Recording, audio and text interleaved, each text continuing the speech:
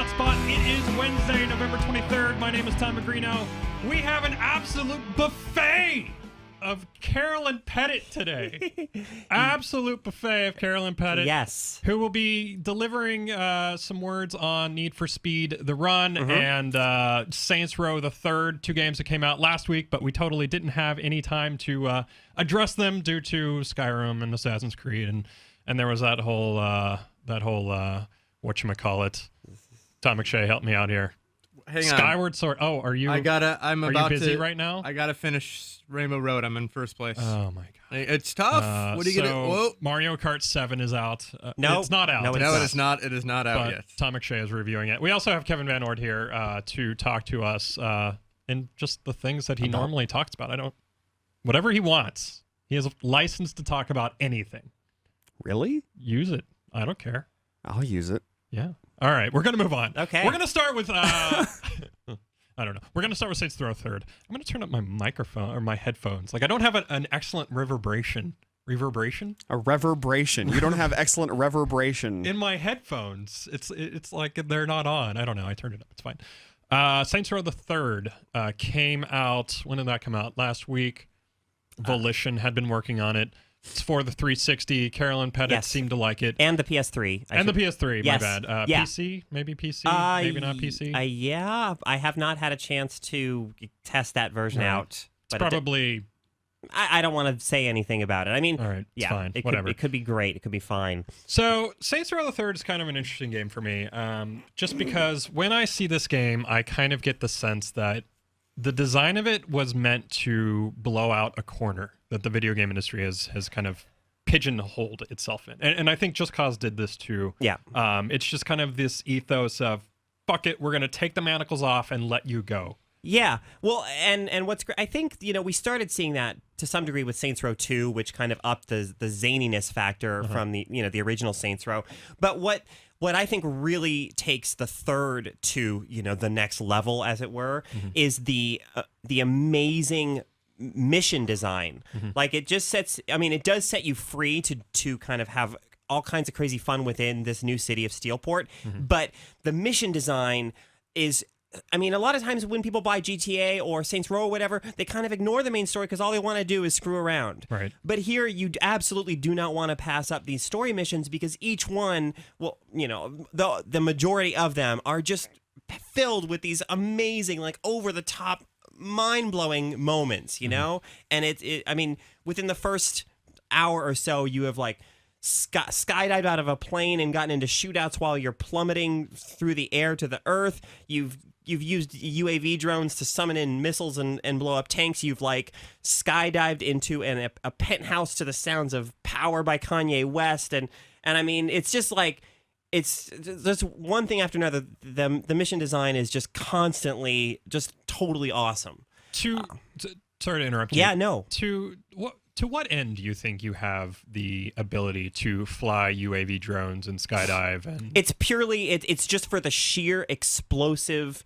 thrill of it, and so you get a taste of them in the missions, and then if you want, you can just you have easy access to this stuff. It's not like you have to work really hard and save up tons of money before you can really kind of start letting loose. Once you get access to something, you can basically pretty much run wild with it. So you can then totally just go and just wreak havoc on your own terms, just, like calling in, guided missiles on enemies or on the town around you, on innocent people, getting your homies to come in and wreak havoc. There's this huge homie named Oleg, this like strong man who just like is so huge he has to ride in the back of a pickup truck, and he like throws cars around, and it's just the level of mayhem that you can so easily cause and find yourself embroiled in is it's beyond what we've seen in earlier games like this. And that's kind of the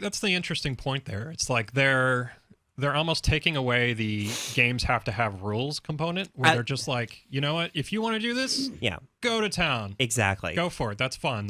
Yeah. Like in little ways as well as in big ways. Like Saints Row 2, you often had to kind of do these activities around town to kind of earn respect before you could advance to later story missions. But Saints Row 3, it never puts those kinds of restrictions on you. Like if you those activities still exist and are available to you, and there are benefits for earning respect, but you are free to go through the story missions, just one right after the other, to go do whatever activities you want, to ignore all that stuff, to go do assassinations, car thefts, all kinds of challenges. You're absolutely free to play the game however you want to play it, and to ignore any aspects of it that don't appeal to you. Yeah, I mean, that pure fun component, it's like, it seems like this game is basically saying, almost aggressively saying, we have nothing to say. This is going to be fun. We're going to give you as many ways to be fun or as any other game out there, more so than any other game out there. And, we're going to try to give you something that you can't do anywhere else or in any other medium. Like, you can't have this kind of experience in a movie, right? Or a book, or a lot of other games. It seems like you can have these kinds of experiences elsewhere. It's not trying to be a gritty gangster epic, like you might accuse some of Rockstar's games of being. It's not trying to do or be anything other than a game, a crazy, over-the-top, just purely fun game. And at that, I think it succeeds. Glowing success. Yeah, it's absolutely. Yeah, I mean, where I was kind of going with at the start of the show of, like, the game kind of seems like it's trying to blow out a corner of getting rid of kind of it almost seems like it's trying to get to the interactivity of games, or push things forward so that it's introducing new ways of looking at games and what they can be, as opposed to modeling games after movies or modeling games after other media art forms. Yeah. And I kind of, to that end, like, one of the things that Saints Row does is this provocative elements. I mean, you've got the dildo bats, you've got the horde mode, you've got horde with a W, by the way. Horde with a WHORED. Yes. In the front of it. But it's, I mean, it seems like all of those things, they're not really there just to be provocative. Yeah. It seems to be there to kind of say, we can do this, and so we're going to. Yeah. I mean, I will say that that there were times where, for me, that kind of anything goes approach went a little too far. Like, I don't like, there's a mission, for instance, where you're, like, rescuing women from, like, shipping containers who they're, like, part of a human trafficking operation. They're sex workers, and it uses that as kind of part of its, just to fuel the chaos of one of the missions. And, like, to me, it's like, oh, but human trafficking of sex workers is such, like, a really horrible real world issue, and I just to me, like, I that didn't sit super comfortably with me. So I feel like they could be a little more mindful of that and those kinds of things, maybe. But why would they want to? Why would they need to? They don't need to. They don't need to. They certainly don't need to. Yeah. I mean, it's whatever. It that's the approach. Whatever. We're just gonna do whatever. And yeah. Well, I mean, yeah. And it seems like all of the stuff, it's meant to. For me, at least, when I'm looking at it, it kind of brings to mind, like, what are the tropes that games are tied to? What are we doing because we've been doing it, as opposed to what are we not doing that we can do? Do you guys see things in games where, like, oh, this is a trope and I don't know why they keep doing this, but they do?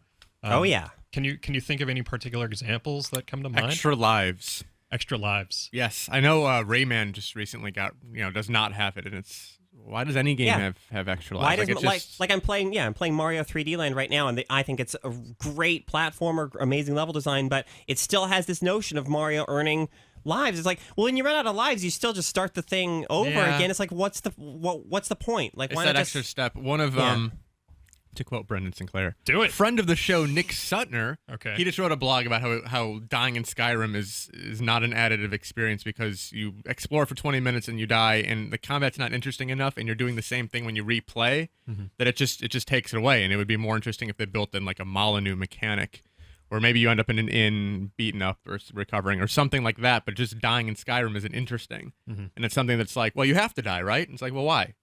And Molyneux actually did a great job with Fable 2 of like, what if we just do something different? Yeah. Yeah, So- well, that's death and checkpoints is just another trope that we've come to expect because that's what games do. But then look at something like Demon Souls and Dark Souls that completely reimagines what death means in a game, and it becomes an actual game mechanic, and suddenly you start to think of it differently. Oh, yeah. And that changes the entire aspect of the game. And you know, it's funny you're talking about Saints Row. Like, one thing that I really love is a game that kind of understands its tone, and then everything it does, like, it just reinforces its tone. Yeah. And it kind of reminds me, even though it's a dissimilar game, but it sort of brings to mind Bulletstorm. Sure. From earlier this year. And the reason is because a lot of that game, on one hand, tries to be really over the top with the dialogue, and like half the dialogue is just like, how can we take 4-letter words and mix them up into the most insane ways possible. But on the other hand, I think that game sort of suffered because everything else was still built around shooter tropes that we've come to sort of know over time, like linear level design and, you know, beautiful sci-fi environments and this kind of thing where not everything was built around that tone. And so that's why I think sometimes Bulletstorm doesn't always work when it tries to be funny, because it doesn't go far enough. And I like when a game knows what it is and just embraces it. Yeah, like from top to bottom. Saints Row the Third goes far enough, and then it goes way, bit too- way farther. And I mean, I for the most part, I love it. I mean, I love that.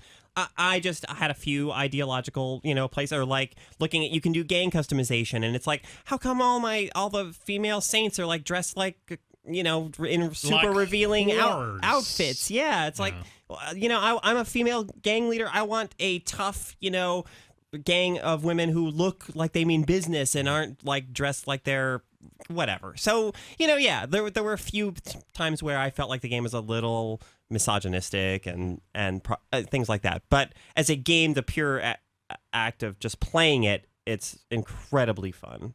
Yeah. But and by the way, I'm now going to all this talking about Saints Row the Third has gotten me thirsty, so I'm going to enjoy a little bit of Saints Flow, because there's a saint in all of us. Are you gonna do a giant bomb and do some Okay. energy drink testing on the show?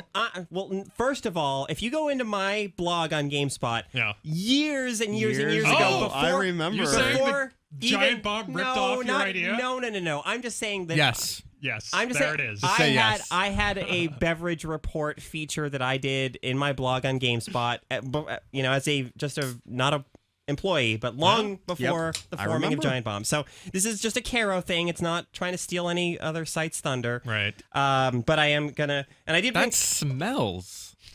It It smells like liquid sugar, like nitroglycerin. So it smells in like the what it veins. is what you're saying. Well, no, it's like Coke is liquid sugar, but this feels like it's condensed to like an unholy degree. Here we go. Oh my god. Oh boy, that tastes like.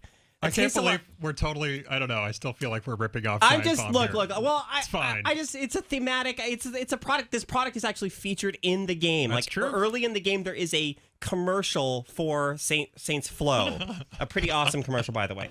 Anyway, yeah, this kind of tastes like some antibiotics that I remember having. Where to did you get it? Did they send it to you? take or? when I was a kid? I don't know how we got it. We got a bunch of cans. God, I can smell it now. Now I know exactly what Tom was talking would you, about. Would you I like haven't- some? It hasn't wafted over here. It's yet, amazing so. how strong that Yeah. smell is. All you do That's is open it and pour some out, and like it's just.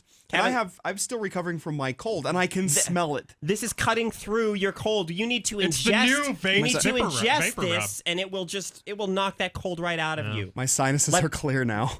Set your inner saint free. Oh wow! It just actually hit me over here. Oh, that was jeez. quite the. All right. Sorry about that. So That's now quite we're the like, aroma. there are people listening All to this who right, are I- excluded from the video and excluded from the smelling. Yeah. We should move on to something else. Yeah, Okay. we've broken a new wall here on the hotspot. All right. Both audio, visual, and now olfactory. So you want me to segue from what they should cut from games that they keep using to Need for Speed? Oh, I- that's an excellent So idea. if I mean, since I had that 2000, segue in my head, but I have a better one. Since Do it. 2007, Snap. when Modern Warfare came out, everyone's like, "What if we just put like experience points, so Yeah. they're not compelled by the game Yeah. itself, but by this BS leveling up system?" Yep. They should cut that out, and Need for Speed is like the poster child for why Yeah. it is a broken game mechanic at this point. Yeah, it's completely tacked on in Need for Speed the Run, and it's also super distracting because so you get experience points in Need for Speed the Run for like everything you do. You drift for like 2 seconds. Top speed plus 5 XP. And it doesn't, and it always appears on the screen in this like edgy text. It's like it's it's so the font and everything is just awful. And it's completely unnecessary. Like it doesn't add anything to the experience. So it's completely that. It's like here's a way to try to addict You like people. that? I put some video up. I'd see that. That's great. It's the frame rate in the actual game is quite a bit better than what I'm seeing on that screen there. Yeah. But anyway, yeah, it's just this. You can almost hear the designers like sitting around like, how can we get people to like really want to just keep playing this game? I know, let's just toss some experience points and levels in there, and it's really that's just a dumb component of the game. They should have considered the weird tactic of actually making their game incredible. Right. I don't know. Yeah. That's just me. Well, I mean, Yeah. they've been doing the experience points with that's been in Burnout too, right? I don't think Burnout ever had experience. Yeah, I don't think Burnout had that. Oh, maybe it's just like when you finish you get points for how much damage you do, or I don't know. Maybe yeah, am I thinking of a different game? I might be thinking of a different game. I thought like if you drafted for a while, you'd get. No, that is no. not in Burnout. That's not a Burnout. I mean, I don't think it's inherently bad, Right. but you can't just throw it in every single game and expect it to be compelling. It needs to be meaningful. It needs to like death. right. You have to actually yeah. build your game around this idea instead of just like, well, our game's not that good, but we're going to hook them this way. Yeah. It's like, well, congratulations, you failed, basically. Yeah, yeah. So that's a mechanic I wish people would just like, what if like put thought into it and cut or keep depending on Absolutely. if it fits. Absolutely. It doesn't add anything to this experience. But we might need to cut more from Need for Speed than just that, right, Magrino? well, Cut yeah, what more? were You have thoughts on yeah, Need for Speed. I did have some thoughts on Need for Speed. I mean, Need for Speed kind of strikes me as a game that it's the same every year, and the only difference to it is this is a prettier version of last year's game. No, well, that's- that's just simply not true. That's not It's true. not true? No, because last year's Hot Pursuit was it's a really, really good game that has these elements of, you play as the cop sometimes and you have to chase, and that was by Criterion, by the way, and the Burnout people, and that game was when it was focusing on that kind of Burnout style, like ram people off the road car chase thing. That game was awesome. Need for what was it, like Most Wanted, the game like early on the 360's life cycle. Maybe. Okay, so Anyway, maybe there's not the same as last year, but Yeah. the same as almost every other racing See, game. in the my- world. Hold on, my- so let me back that up. So I'm looking at your review for this game, Caro. Okay. And the good for this game is diverse assortment of cars that handle well. Sure. Gorgeous, varied courses modeled on real locations. Yes. A good number of race types keeps events enjoyable. Yes. That seems like it can be applied to Well, the one 9 out of 10 races. Mario top Kart to Gran level, Turismo. the one thing in Yes, there right? Yeah. the one thing in there that for me set this game apart a little bit and kind of made it an interesting experience was the courses kind of modeled on real locations and the concept of racing from Coast to San coast. Francisco to Pretty New sure York. Cruisin' USA did Yeah. that The in concept. I'm not saying the concept 1990. is entirely new or anything. I'm just saying that. But I think the modeling of the courses, while certainly not like 100% faithful, is more evocative of the actual locations here than in any other sort of coast to coast racer or racing game set in like Driver San Francisco, for instance. The San Francisco in that game bears no resemblance, Little. very little resemblance to the actual city.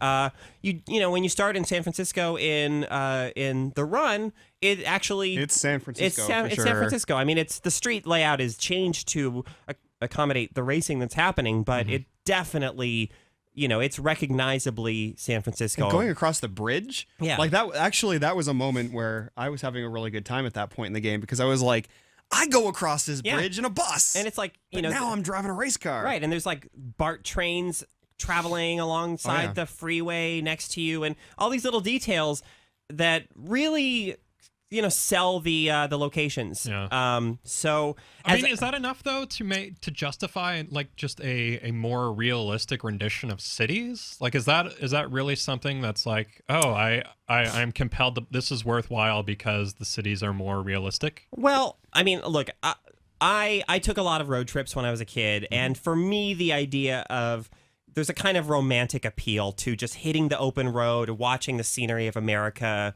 kind of fly past you. And maybe this game kind of appealed to that in me, like it spoke to me on that level.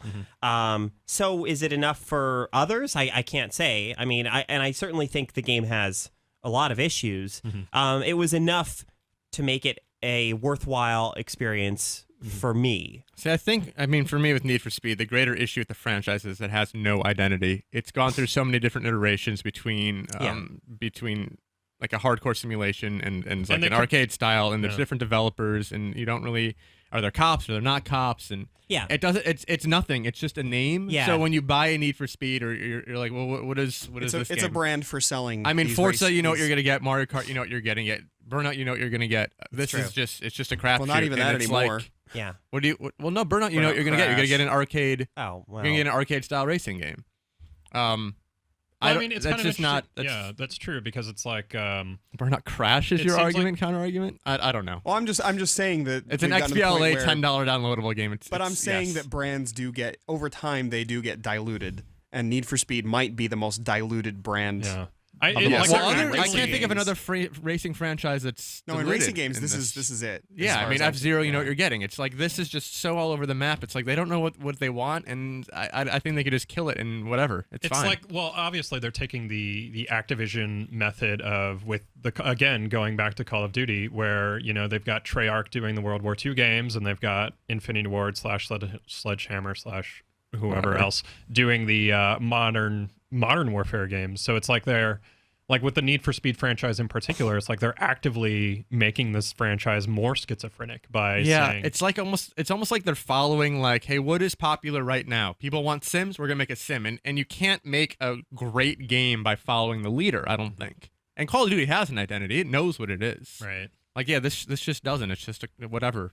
Yeah, and when I'm looking at it, I'm like, well, what is this game? And I guess this was also going back to the point I was making about this game doesn't need to exist, because it's like this game doesn't bring anything new to the Need for Speed franchise, it seems like. Or the things that it is bringing that are new are kind of, responding to the moment of, oh, we want to put in a storyline to this racing game now, and obviously that was to disastrous effect. Oh yeah, the story itself, and I mean, thank goodness, I was so relieved that the on foot sequences ended up being it was interesting because at E3 that was like the big thing. That was the centerpiece. That got more attention than anything else, it seemed to me, in the lead up to this game's release. Yeah. So I was expecting and kind of fearing them being a huge part of the game, and they are a super minor part of the game. I mean, throughout the entire game, they make up, a couple of minutes in all, like a few isolated moments here and there. Unfortunately, the game starts with one, which kind of gets it off to a bad start. But for the most part, it's absolutely a racing game. It is not an on-foot quick time event game. That's a very minor aspect of it. Do you see a kernel of potential there? In the QuickTime events? In the on foot, Kevin is shaking his head no. On the It's on a quick foot time elements. event. What potential is there? Yeah, no. I mean, look, I don't want to get... I think QuickTime events can be engaging. I mean, I think Heavy Rain... Sure. And I just reviewed Jurassic Park, which is not a good game, but I don't know. I heard on Metacritic that game's perfect. Well, right, from certain users. But the QuickTime... It does QuickTime events well. They're cinematic. They're, well thought out. They have emotion and suspense and whatnot. So the QuickTime events in this game is just like, why is this even here at all? Like, they don't bring anything to the experience, really. They just feel completely unnecessary, like the experience points and so on. Isn't this, I mean, if you're a racing game developer and you want to stand out from the crowd, I mean, at this point, there's no reason why the handling and the racing and stuff like that shouldn't be great, right? I mean, we've reached a point where most major racing franchises are going to get that stuff more or less right. More or less, yeah. So it all comes down to how do we differentiate our game, and we do that by not what's in the racing, but everything that surrounds the racing. And Right. that's why the on foot stuff gets the attention, because that's the only thing that made this game seem different from true. And a lot of other racing games. One of the only recent games in memory that actually takes that concept in the right direction is Split Second, where they kind of create this really cool cinematic, all of these things happening around you that kind of augment the experience in a good and progressive way. They make it crazier, or they take it in a different direction other than start at point A, go to point B, and beat the other cars. I like Split Second a lot. But I got to throw a bone to MotorStorm Apocalypse. Yeah, that was the for other. what I think does the kind of the thing Split Second does much better, Right. and in a much fuller package, and a much more interesting with much more interesting courses and things like that. So Yeah, it's like I don't want to.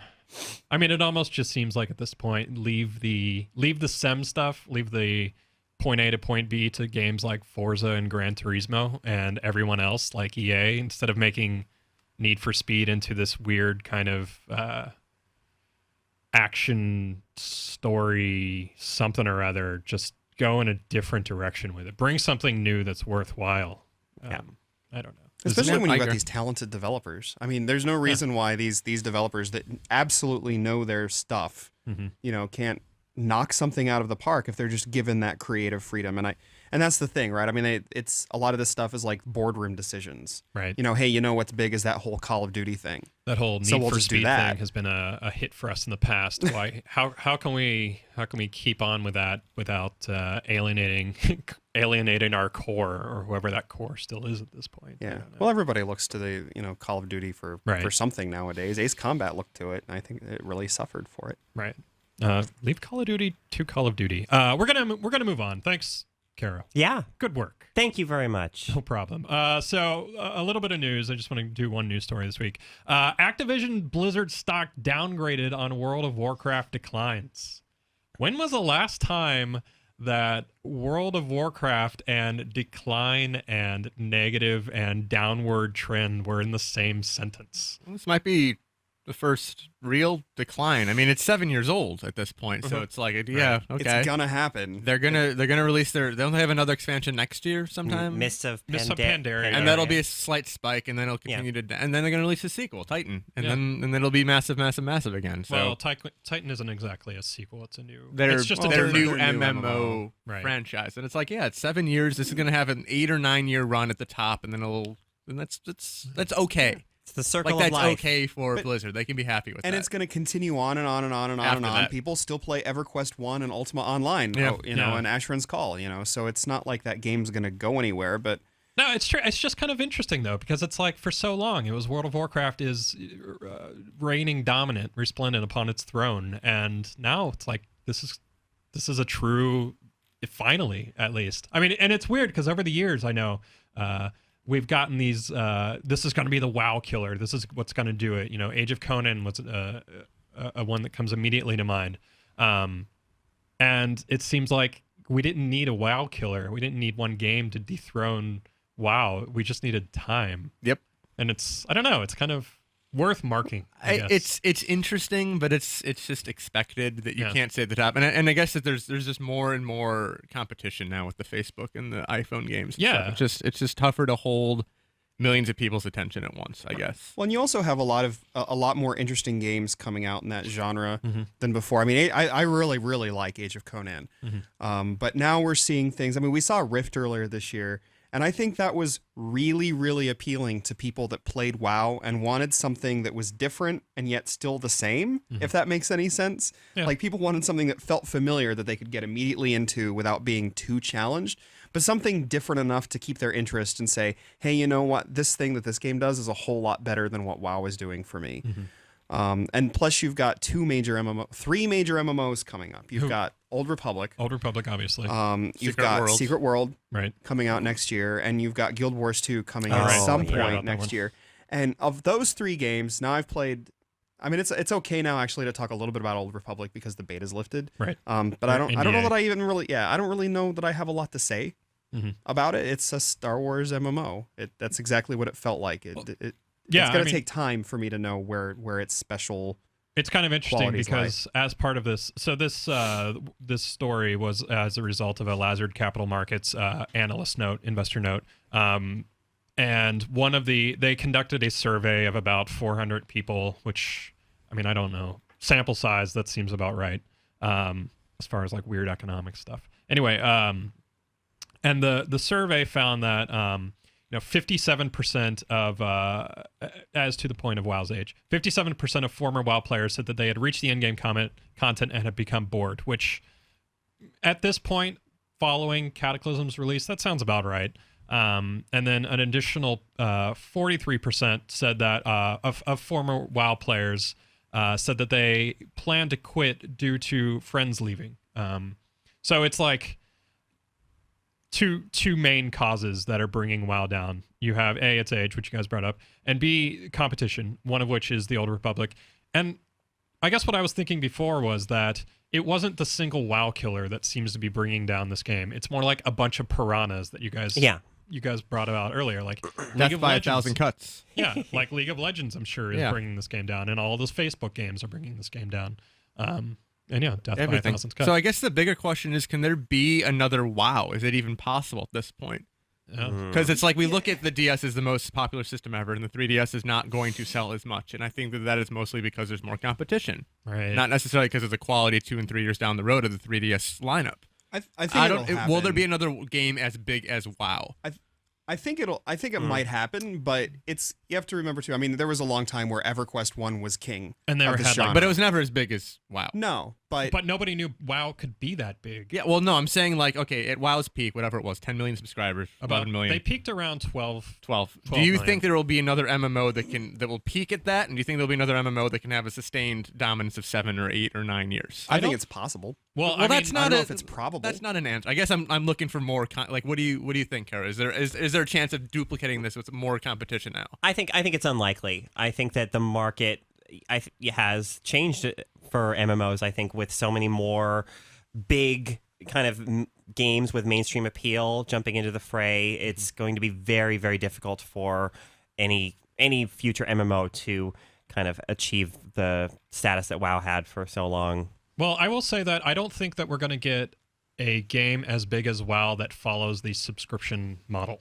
that WoW followed. I don't think anybody else is going to get 12 million subscribers. I would agree with that. Month to month, $15 a month.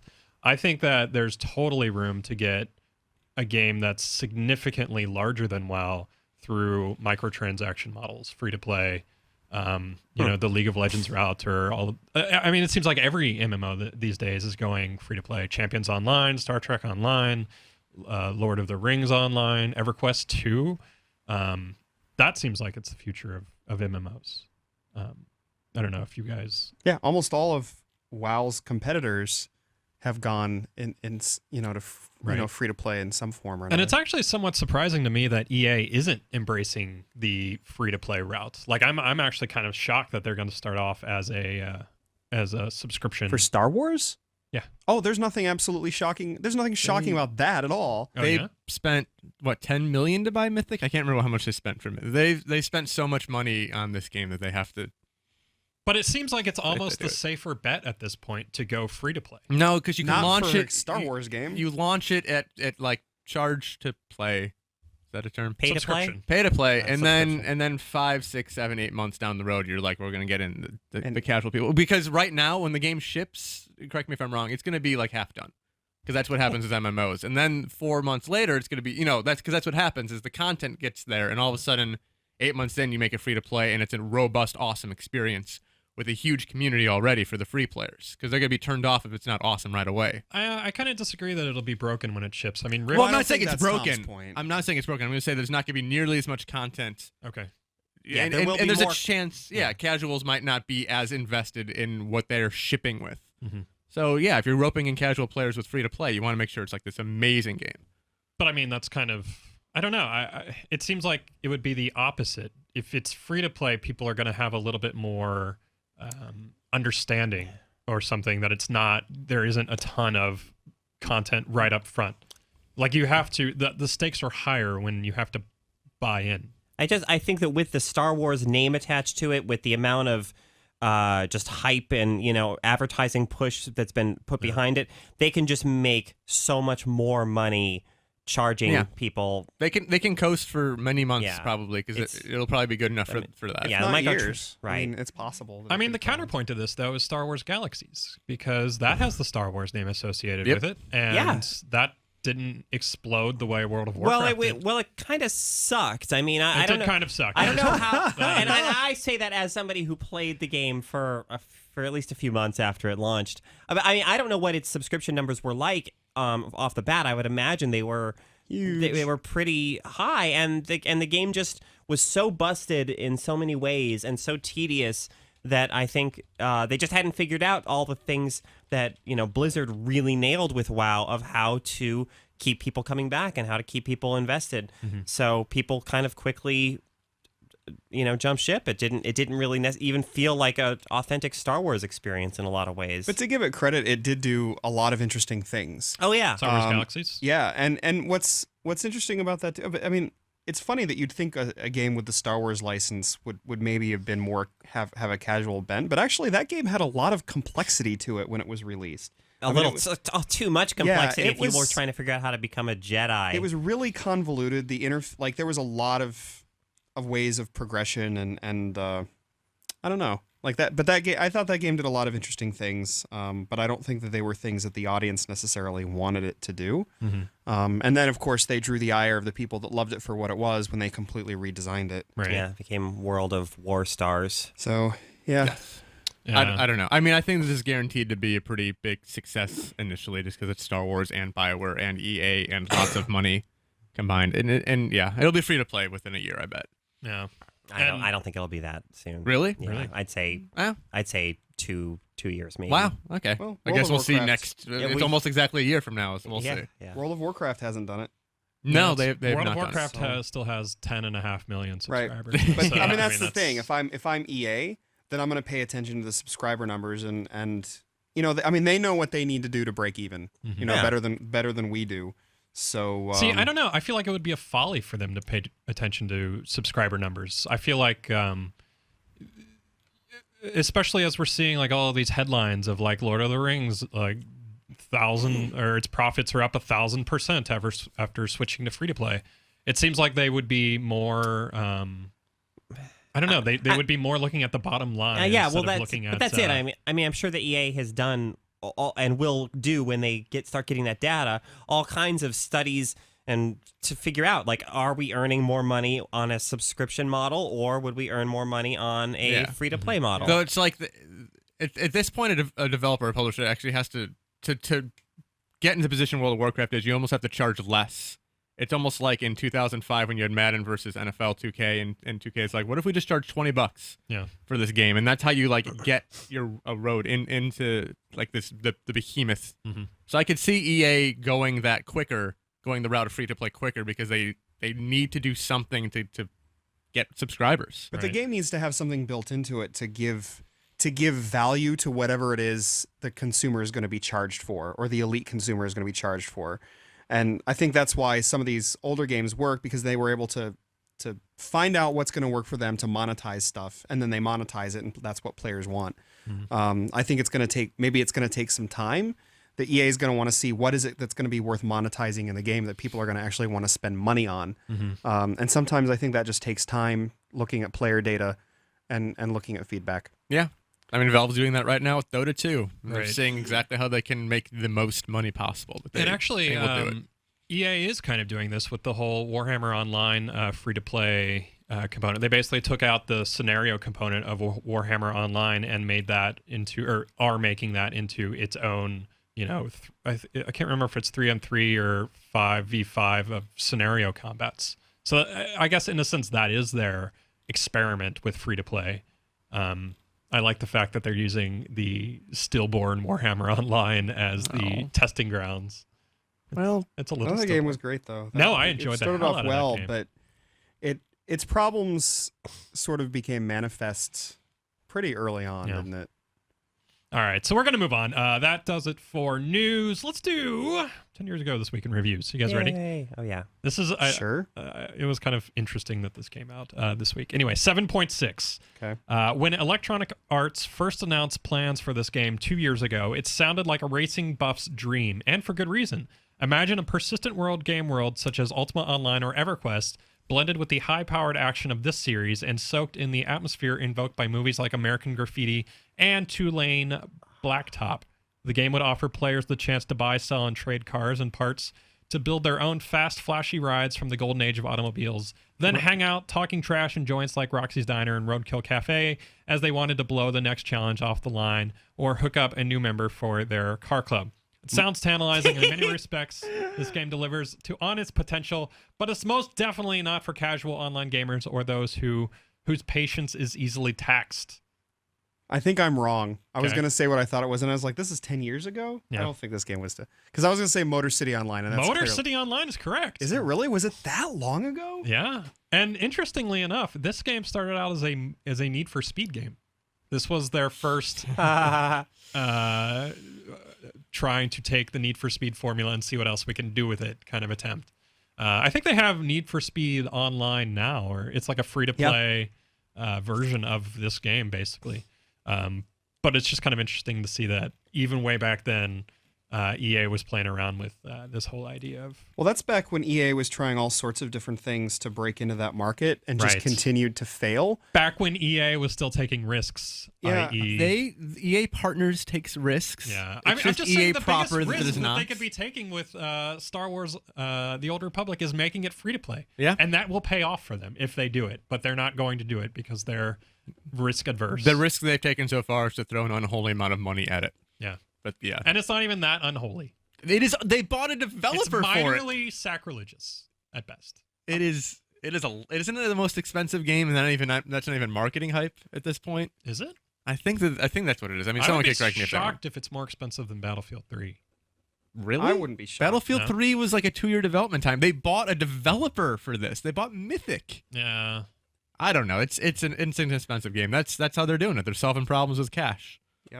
it's possible. I guess we will. They also see. had to buy the license, didn't they? They were partnered with LucasArts, and I think they bought out LucasArts' stake in it. Okay, I mean, not they bought have out LucasArts' stake, but kind of took full control of the They have publishing spent rights. a lot of money on this. That is how they solve all of their problems. Speaking of EA's MMO history, this actually reminds me too of something else that really will draw the ire of PC gamers if I bring it up, which Do it. is Westwood. Westwood. Remember Oh, Westwood? Yeah. Of course we remember Makers them. of Blade Runner, the game. Is that them? I don't know. Dune 2.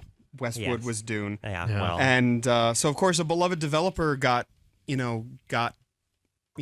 bought and given And promptly shat out. Earth and Beyond Yeah. was their MMO project, and I actually liked that game, but that was their final project, Yeah. and they went away. I mean, EA has this kind of rich tradition of buying studios and then plundering their IP and So closing Microsoft them is the down. new EA. Microsoft is worse than EA in that regard.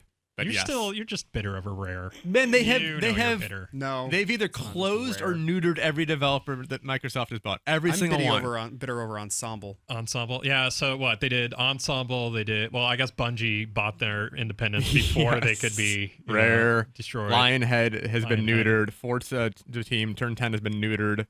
I'm not sure many people would agree that Forza Turn 10 is They're turning out the same game every 2 years. Congratulations, guys. Way to achieve. Way to reach for the sky there. yeah. I like to think that they would be doing something better if they didn't have the whip of Microsoft. But who knows? I don't know. Is that really their highest ambition?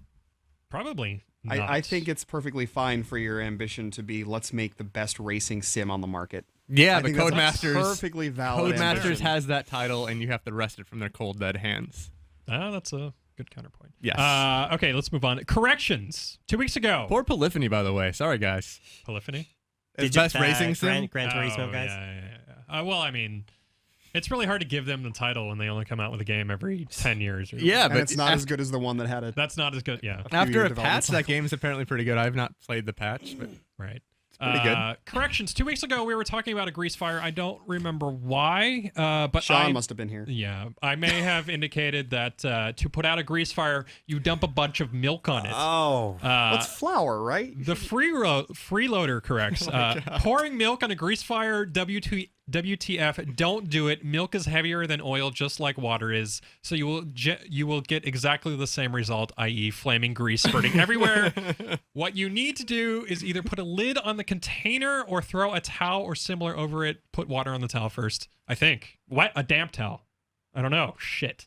I thought water was the bad. They didn't, I know. They Now didn't I'm say, confused. don't wet the towel. Do not listen to Tom Fire Marino. will Just put get- a towel up in flames. What if the If towel there's a catches grease on fire? fire, get out of Baltimore. That is my advice. All right. What? Is Baltimore? I There's think a it's an thing expression. I don't The get. grease fire meme started with like the end of The Wire. Oh. Oh, really? Yes, I the don't- joke ending to The Wire. Hero knows that show. And anyway, I do. just dumping milk on a fire, just it's like burning hair. Like I can't imagine. Like, no, it's not like as burning far hair. as olfactory offenses go. Like the milk thing is like if you have an upset stomach or something, right? Yeah. Or like if you drink poison, you Well, drink or you milk. need to go to sleep. I think This A is warm we are glass of all milk. we are all dumber having listened and participated in this conversation. Thank you, Happy Gilmore. Thanks. Question. Vidicta writes in, and actually, this kind of ties into what we were talking about earlier about death in games. I've been playing quite a bit of Gears of War 3 lately, and I've recently delved into its campaign. I play it alone and on hardcore. Sorry, Vidicta, you lead a lonely life. Oh, Come on. When I'm down, We're gamers in this room. Did you just accuse another gamer of not having a life no, because he's I playing just a like, game? I just like the fact that he just inserted. Vidicta is one of our greatest homework entrants. the greatest American, if he's American. He might be American. I don't know. Anyway, when I'm down, it's for playing poorly and I'm pulled out of the experience. Then when I'm picked up and I try hard to survive and thrust back easily into the momentum of the game. But the occasions where I die completely are jarring transitions and I feel torn from what the game is really trying to do. I feel that being down is penalty enough, but waiting around to be picked up and then suddenly dying while you're not playing is very literally being kicked while you're down. Vanquish, on the other hand, is an example of death used well. When you're beaten up, instead of being down, time slows and you're able to fight back and you're not pulled out. So your only punishment is death. In Gears, you kind of die twice. So with games that are starting to use death so well, like Super Meat Boy, and games that are experimenting with getting rid of death altogether, like Prince of Persia Reboot, do you think that dying in games is something we'll see less and less of for more fitting punishments in games? And do you think that currently too many developers rely on death as a punishment when it doesn't necessarily fit in the game?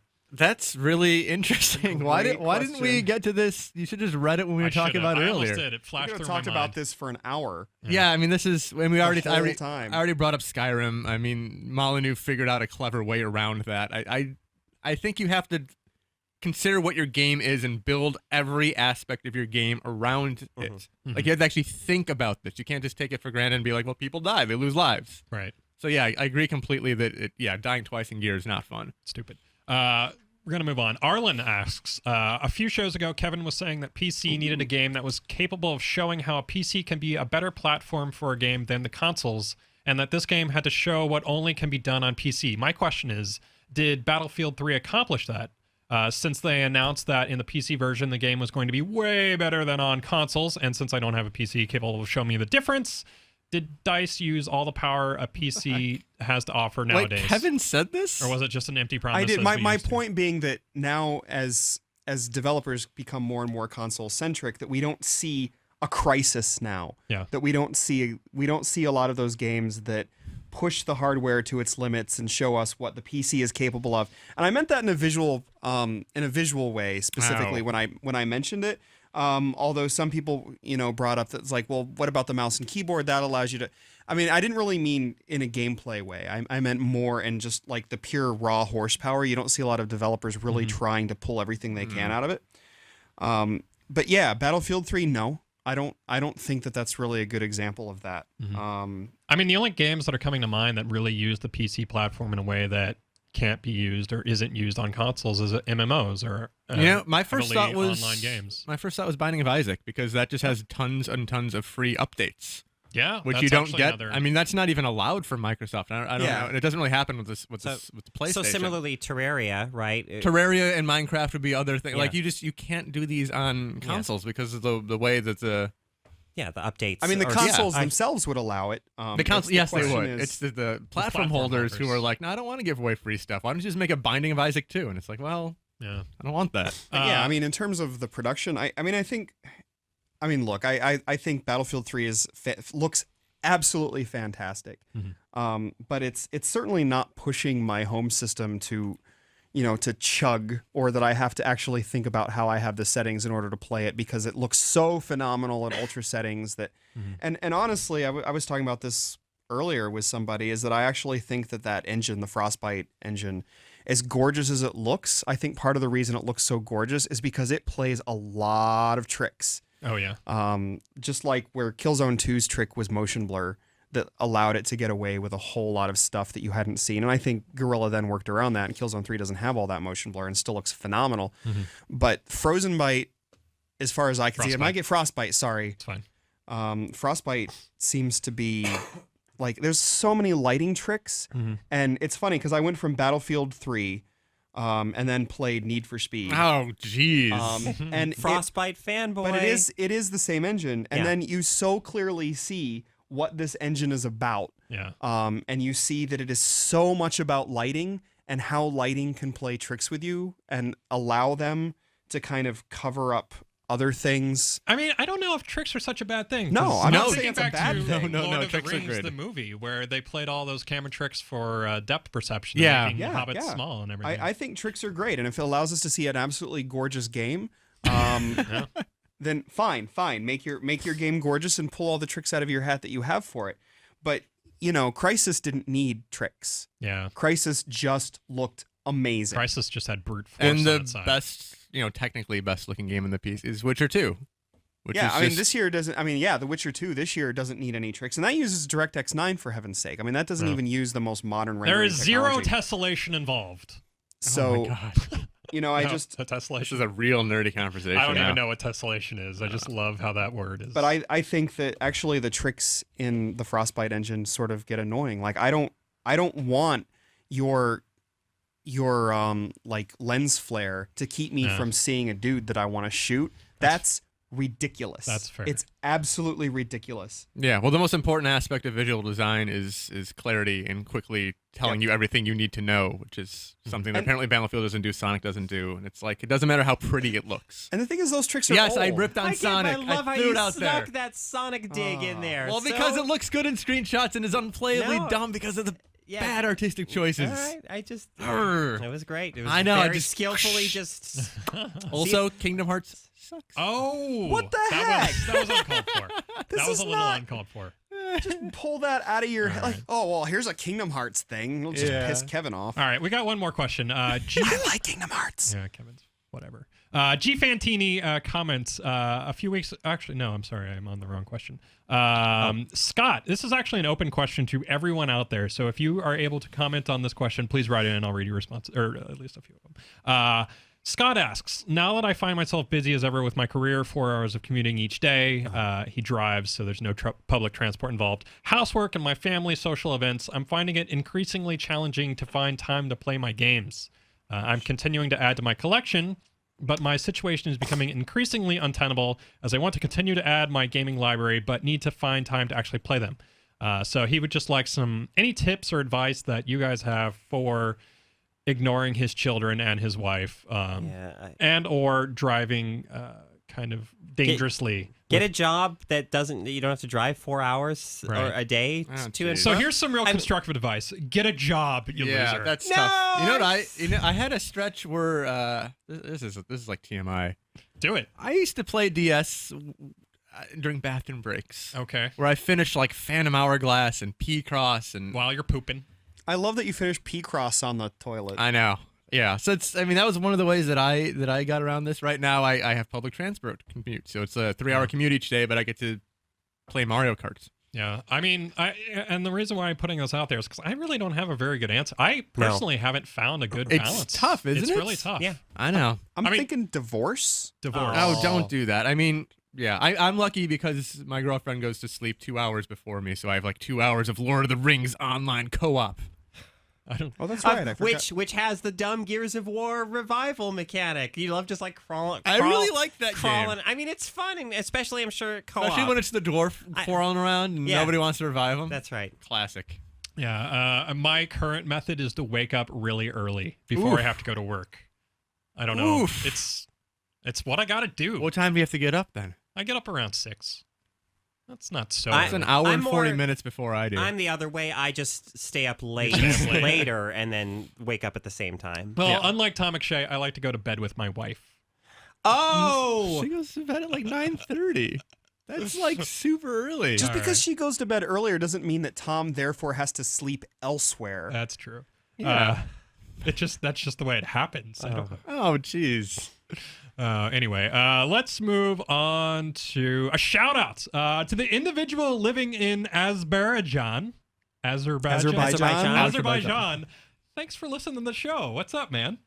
I hope you're doing well today. I just got this new analytics thing. I have this analytics so I can see where people are listening in the world. And we've got like 90 different countries of people listening to the show. I thought that was cool. does it tell you that we have one listener in Yes, Azerbaijan? we have one listener in Azerbaijan. Okay. So to you, welcome.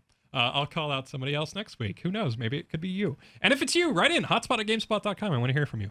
And if you have any other questions, comments, corrections, clarifications, anything, hotspot@gamespot.com is our email address. Feel free to send us stuff. We like stuff. You know what is Central African Republic somehow represented? Central- If you're in the Central African Republic, then write in. Is that the Congo's new name? I don't know what the Central No, African. Yeah, I'm it's- not sure. Is that actually a country? Yes. Is that a real thing? Yes, I guess it's a is what real I'm thing. asking. It's not a fake country. No, it's Okay. it's real. Yeah, if you're from the Central Republic of Africa. No, it's the Central African Republic. My bad. Excuse me. Yeah, or Uh, Somalia. We If do you're in have Somalia, We definitely have somebody from Somalia. Excellent. But anyway, so pop quiz hotspot. Woo. You guys ready for this? No. Bring it. All right. This is kind of an interesting, different one. Bear with me for a second because Greg from Guelph wrote in with this awesome riff on our trivia. Here we go. It's Greg from Guelph with a different twist to the trivia challenge. Like movies, many games ascribe musical themes to specific characters in a practice called leitmotif. And I thought an interesting twist to the usual trivia game of name that tune would be name that character. Ooh. I've included a Nice. selection of the I like theme it. music for one character and one of the most memorable ones in my opinion without being too obvious. Can you guess who it is? This guy knows his Wagner, by the way. That makes me happy. So I'm going to play it right now. I hope this works. Here we go.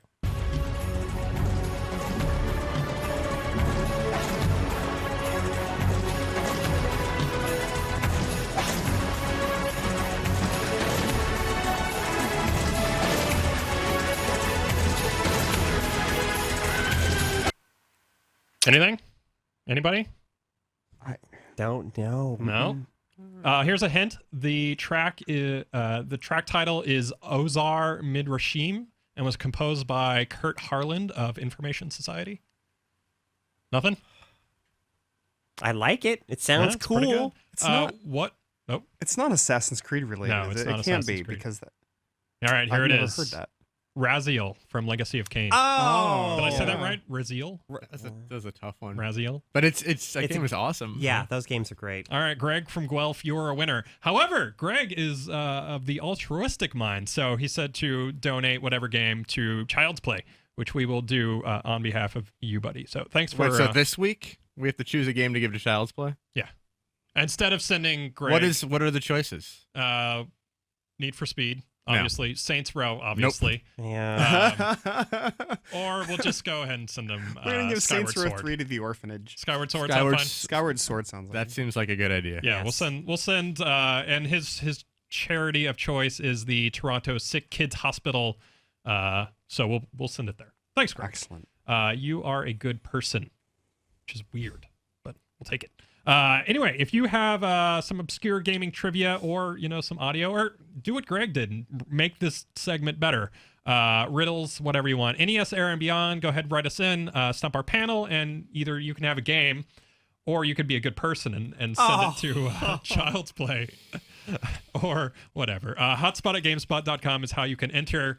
Yeah, go ahead and do that. Programming note: we will have Donald Mustard on the show next week. Don't know who Donald Mustard is? He's one of the suspects in Clue, isn't he? That's Colonel Mustard. well, Donald Mustard is the creative director at Chair Entertainment, makers of Infinity Blade 2 and Shadow Complex. So he'll be in the studio, and we'll give him the good rundown as we've done in the past. So look forward to that. And also, and this, I wasn't going to mention this, but later on in December, we're going to have the Team Meat Boys in here. my God, we're going to have the Team Meat Boys. Yeah, that's going to be fun. They make good games. They were Wait, originally, both of them? Both of them? Yeah, both of them. Wow. They're both in the Bay Area. One's in Santa Cruz and one's in the Bay Area. Okay. But no, they'll be in the podcast booth, and they were going to come on earlier, and I had this grand idea of like the Team Meat Thanksgiving special, which I thought was clever, but they totally walked out on me. It was fine. They had to finish some code. What am I going to do? So that's coming up. Look forward to that. More podcasts. You have GameSpot UK podcast or OddSpot. Go find them. I don't know where they are. I think that does it for this week. Kevin Van Ord. Hi. I you looked for- very serious in that shot for a moment. You did. You were just in this weird reverie of probably induced by the OddSpot. I zone out when you talk. Thomas McShay. Hey. Hey. Carolyn Pettit, thank you for coming on. Thank you. That does it for me. Thank you for tuning in, everyone. Hotspot out!